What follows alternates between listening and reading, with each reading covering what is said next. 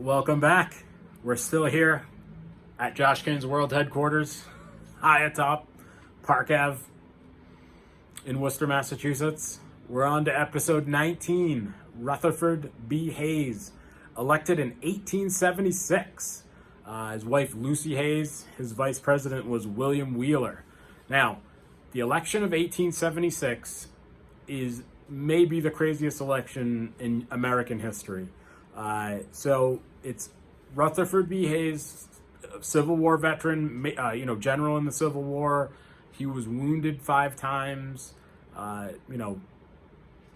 politically involved in the state of Ohio, governor, served a term in Congress, couple of terms as governor of Ohio. Again, even back then, Ohio was a big swing state. And he runs against New York Governor Samuel Tilden.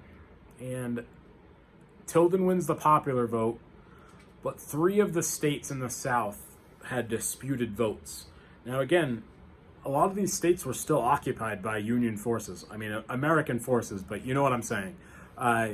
So these places were a disaster, the South. They were occupied.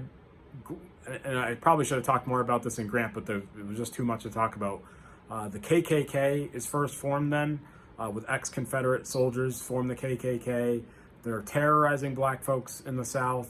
Even though they were legally allowed to vote now, thanks to the 14th and 15th Amendments, they were voting. There were congressmen in the 1870s, former slaves, that became congressmen, senators from the South. So, when people say, well, what are we going to do to replace all these Confederate statues? How about we celebrate the former slaves that became senators and congressmen in the 1870s, thanks to Grant? We're all able, not all, but most of us are able to, we can list Robert E. Lee and Stonewall Jackson and Jefferson Davis. Like, not one of us can name one black congressman from the 1870s. And that sort of tells you something went wrong. We shouldn't be able to name any of the Confederates. We should be celebrating the ex-slaves that became congressmen. I mean, that's like terrific. But so during this time period, we're still in Reconstruction. It's basically a disaster. Again, thanks to Andrew Johnson. Grant did all he could.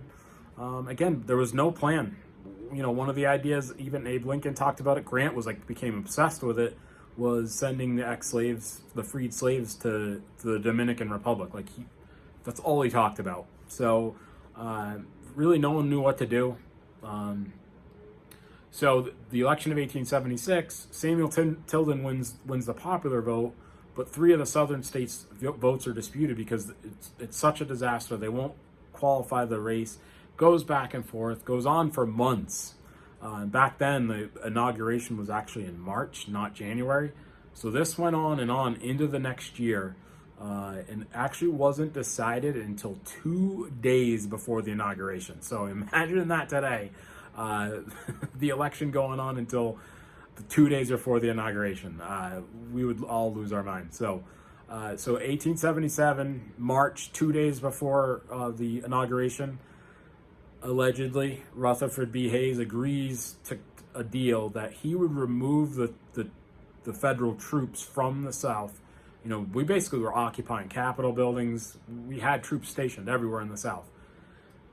We effectively ended the Reconstruction in the South and removed all troops in exchange for Rutherford B. Hayes winning the 1876 election. So, you think the country was divided now? You imagine we had federal troops stationed in all the ex-Confederate states, and election was a complete disaster in 1876. So, I guess we need to hope that doesn't happen again. But yeah, so Rutherford B. Hayes wins. He makes that deal, ends. And again, I'm not saying, you'd like to think that he did, he could have done better, but the North was over Reconstruction. Everybody was just tired of it all. So we wanted to move forward, and that's the deal that was struck. Rutherford becomes the president, and that was it. He, doesn't do much as president. I mean, that was kind of like the big thing, ending Reconstruction, and now we're on to 100 years of Jim Crow South. In a future episode, we'll talk about we don't have a Southern president until the 1960s. So it's pretty crazy that, at that point, they're still talking about integrating the South back into America 100 years later. So it seems like we still have a ways to go with the South, even today. He is one of the founders of Ohio State University, Rutherford B. Hayes. So I thought that was interesting. This is the other thing I found interesting. There's only 3 times in American history where there were 3 presidents in one year. Can you see that? So 1841, you had Van Buren, Harrison, and Tyler. In 1881, you had Hayes, Garfield, and Arthur. I guess this is a spoiler alert. All right. So book recommendation. Again, if you're a fan of the Civil War and presidents, it's a big book. But it's good. It's an excellent book. Rutherford B. Hayes, again, he wounded 5 times in the Civil War, goes on, becomes the president. So if you're interested in this time period, excellent book. I highly recommend it. I know it seems boring with that big beard, but he was an interesting guy.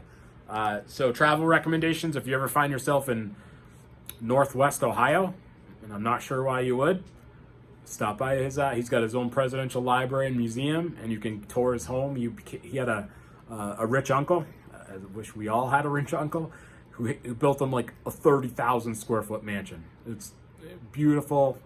He's got a nice plot of land, nice burial out back, but it's very nice. So if you, again, suppose if you're driving I-90 across the country, it's probably not that far off the highway. All right, that's episode 19. Bye for now.